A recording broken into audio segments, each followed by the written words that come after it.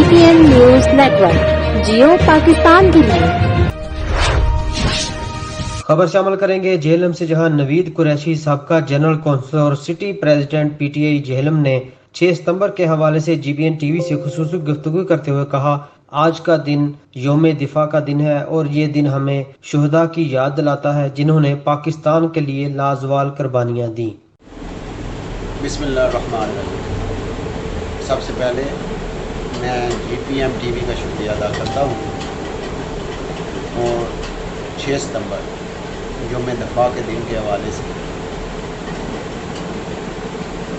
آج کا دن ہمیں ان شہداؤں کی یاد دلاتا ہے جنہوں نے ملک کے لیے قربانیاں دی، اور ان لوگوں کی یاد دلاتا ہے جو اپنے ملک کے لیے شہید ہوئے۔ ہم ان کی عظمت کو سلام پیش کرتے ہیں اور ان کے مشن کو جاری رکھتے ہوئے پوری پاک فوج کو سلام پیش کرتے ہیں۔ اللہ پاک ہمیشہ پاکستان کا حامی و ناصر رہے، اور جس مقصد کے لیے اس پاکستان کا وجود ہوا، ہم سب مل کر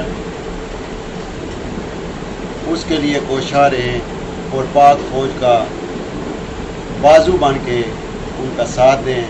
ایک دفعہ پھر پاک فوج کے نوجوانوں کو اور ان کی عظمت کو سلام پیش کرتے ہیں۔ خدا حافظ۔